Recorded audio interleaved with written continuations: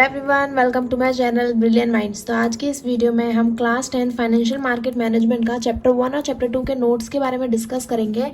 तो 23 से आप सभी के टर्म 1 के एग्ज़ाम है, तो 23 को आपका एफएमएम का भी एग्ज़ाम है। तो उससे रिलेटेड जो भी नोट्स आपके लिए बेनिफिशियल हो सकते थे तो वो मैंने बना दिए हैं। तो चैप्टर 1 है हमारा इन्वेस्टमेंट बेसिक्स।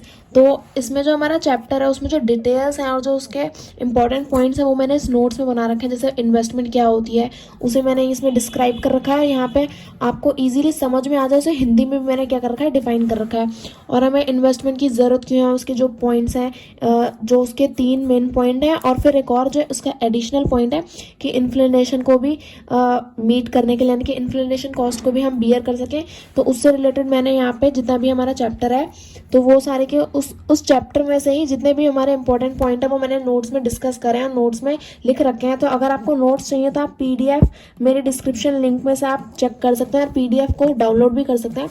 तो चैप्टर में से जितने भी पॉइंट्स थे, तो जैसे हमारी इन्वेस्टमेंट क्या होती है, फाइनेंशियल असेट और फिजिकल एसेट क्या होता है, वो सारी चीज़ें, और शॉर्ट टर्म इन्वेस्टमेंट या फिर लॉन्ग टर्म इन्वेस्टमेंट जो भी है वो सारी मैंने यहाँ पे इस नोट्स में बनाई है। चैप्टर 1 और चैप्टर 2 मैंने दोनों ही डिस्कस करे हैं। तो आई होप आपको चैप्टर 1 और चैप्टर 2 के नोट्स बेनिफिशियल रहेंगे। तो आप क्या कर सकते हैं, डिस्क्रिप्शन में से पीडीएफ की लिंक क्लिक करके आप उसे डाउनलोड कर सकते हैं। सारे नोट्स को आप अपनी कॉपी में अगर लिखना चाहें तो लिख भी सकते हैं, और चाहो तो नोट्स को पढ़ के भी आप काफ़ी कुछ समझ सकते हो। तो ये हमारे लॉन्ग टर्म फाइनेंशियल ऑप्शंस है, जिसके हमारा पीओएसबी, पोस्ट ऑफिस सेविंग बैंक, और public provident fund, company fix deposit, हमारे बॉन्ड्स हो गए, म्यूचुअल फंड्स हो गए। तो ये सारे जितने भी हमारे फैक्टर्स हमारी बुक में जो हमें दे रखे हैं डिस्कस करने के लिए, वो मैंने सारे फैक्टर्स यहाँ पे डिफाइन करे अपने नोट्स में। जैसे स्टॉक एक्सचेंज कौन कौन से होते हैं, रीजनल स्टॉक एक्सचेंज होते हैं, नेशनल स्टॉक एक्सचेंज होते हैं। तो काफ़ी ईजी रहेगा आपको समझने के लिए। और ऐसे ही हमारे शेयर्स क्या होते हैं और उन्हें हिंदी में भी एक्सप्लेन किया है। हिंदी वाले जो पॉइंट्स हैं आप अगर उन्हें रीड कर लेंगे तो आपको ईजिली समझ में आ जाएगा कि इस टॉपिक में समझाया क्या गया है। तो वो मैंने हिंदी में लिख दिया ताकि आपको इजीली समझ में आ सके। जो रेड पेन से लिखा है वो क्या है, हमारे थोड़े बेसिक और इंपॉर्टेंट पॉइंट्स हैं। जैसे शेयर्स को हम क्या कहते हैं, तो शेयर्स को हम इक्विटीज भी कहते हैं। तो ये बुक में लिख रखा है, पर बच्चे ज़्यादातर बुक पढ़ते नहीं है तो इसलिए उन्हें पता भी नहीं रहती है। तो इसलिए मैंने रेड पेन से वो अलग से लिख दिया है कि जो भी इंपॉर्टेंट और बेसिक पॉइंट्स है जो पता होने ही चाहिए वो सभी मैंने क्या करा है, रेड पेन से लिखे हैं। और जो डेफिनेशन टाइप है इंग्लिश में, वो जो बुक में एक्सप्लेन किया है वो ब्लू पेन से लिखा है।